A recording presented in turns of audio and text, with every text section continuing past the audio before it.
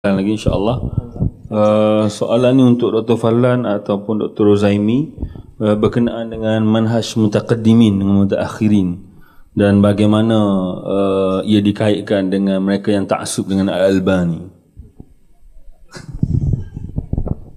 Nak on kan je.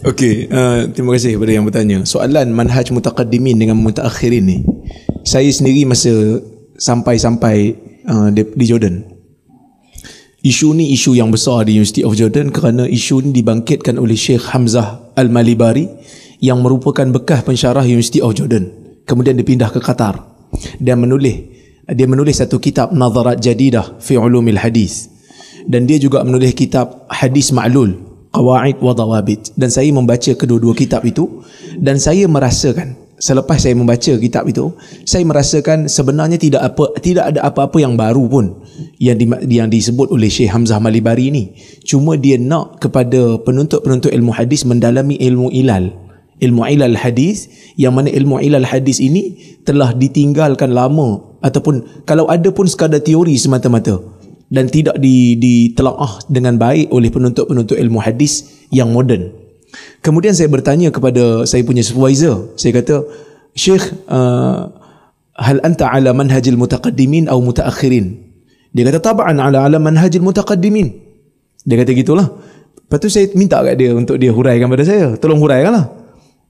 Sebab pensyarah saya ni dia tulis satu tesis, Al-Waham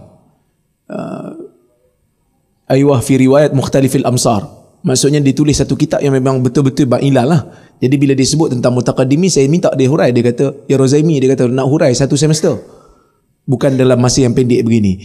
Jadi saya pun mentelaah lagi beberapa kitab-kitab yang lain, sehingga saya boleh katakan sebenarnya manhaj mutaqaddimin yang dilaung-laungkan ini adalah manhaj ilmu ilal, yang mana bila kita membaca kitab mustalah hadis, kitab ulum hadis yang ditulis oleh ulama-ulama mutaakhirin, kebanyakan mereka cuba untuk meletakkan dawabit, cuba untuk meletakkan kaedah umum ketika berinteraksi dengan hadis, yang mana kaedah umum ini kita boleh gunakan sebagai panduan saja, bukan menjadi undang-undang yang mesti dipakai. Dia kalau kaedah usul fiqh, kita boleh buat satu kaedah yang mana setiap nas boleh kita tundukkan di bawah kaedah usul ini, kerana kaedah usul itu diambil daripada nas yang telah sabit. Bila ulama buat kaedah usul, mereka telah istiqra', mereka telah meneliti dalil-dalil. Maka kita boleh katakan, bolehlah kita guna kaedah usul untuk setiap nas. Itu pun tetap ada mustathnayat, tetap ada pengecualian. Bila ulama buat kaedah al-amru lil wujub, masih ada pengecualian. Tapi bila kita nak buat kaedah dalam ilmu hadis ini kita sedang berinteraksi dengan manusia, yang mana manusia ini siqah macam mana pun dia tetap ada kesalahan dan kesilapan. Macam mana hebat pun dia, mesti sampai satu tahap dia akan mengalami satu situasi nyanyuk, seperti mana yang berlaku pada Abu Ishaq As-Sabi'i, kan? Imam Malik yang dikatakan sebagai jabalun minal jibal, yang ingatan dia hebat pun, ada ulama kumpul hadis Gharaibul Malik, hadis-hadis yang mana Imam Malik bersendiri dalam riwayat. Maka sebab itu, bila ulama-ulama yang kemudian mutaakhirin menulis kitab mustalah hadis ataupun ulumul hadis, seperti yang dilakukan oleh Ibn Salah, seperti yang dilakukan oleh Al-Khatib Al-Baghdadi, seperti yang dilakukan oleh As-Sakhawi ataupun As-Suyuti dalam Tadribur Rawi, demikian juga yang dibuat oleh Ibn Hajar dalam Nuzhatun Nazar. Kebanyakan kaedah-kaedah yang dibuat oleh para ulama yang mutaakhirin, yang terkemudian ini, sebenarnya mereka cuba untuk meletakkan panduan umum kepada orang yang beginner, yang baru nak kenal dan nak jinak-jinak dengan ilmu hadis, nak faham overview. Sebab itu dia orang buat kaedah ziyadatus siqah maqbulah, tambahan perawi yang siqah itu diterima. Tapi bila kita tengok, sebenarnya tidak selama-lamanya begitu.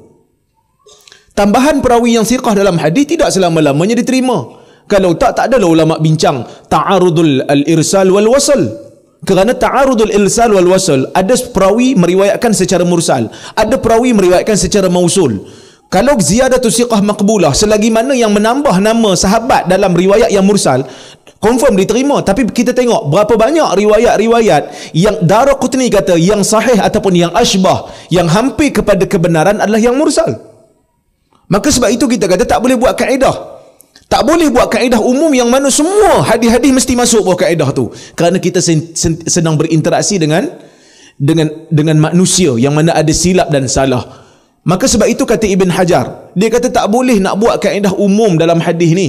Bolehlah untuk kita faham overview, tapi bila kita pergi pada satu-satu hadis, likulli hadisin naqdun khas, bagi setiap hadis itu ada cara kritikan yang tersendiri yang mana tak boleh nak buat kaedah ataupun tak boleh nak dijadikan sebagai precedent case. Maksudnya tak boleh nak dijadikan sebagai panduan yang mana semua hadis kena ikut cara tu.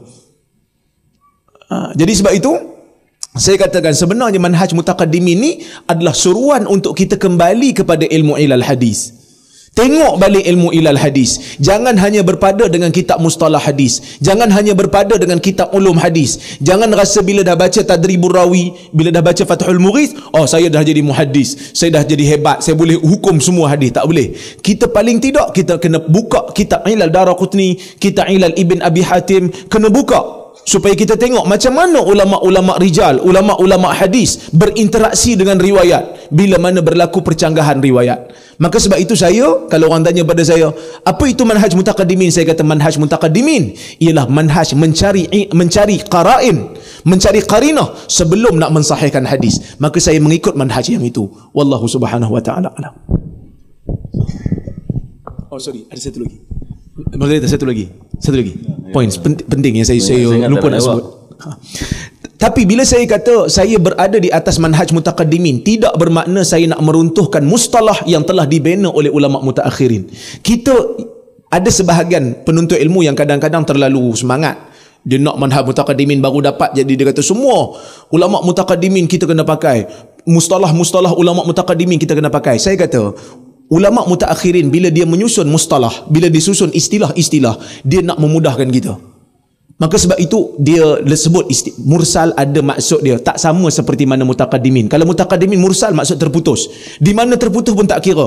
Yang penting terputus mursal. Bila sebut ulama mutaakhirin, ulama yang terkemudian, dia kata mursal ini bila mana tabi'in angkat terus pada Nabi. Tak disebut nama sahabat.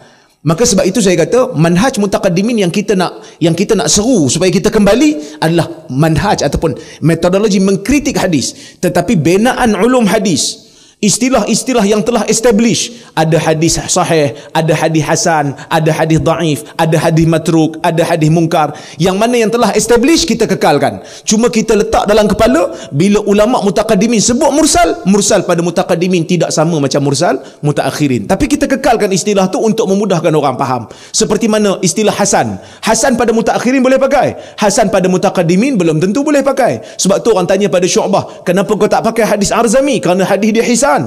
Min husniha farat, dia kata. Kerana hadis hasan itulah aku lari. Kerana hasan di sisi mutaqaddimin boleh bermaksud hadis itu mungkar, gharib, tidak dikenali oleh ulama-ulama hadis yang besar. Jadi kita kena letakkan dalam minda kita begitulah. Wallahu a'lam.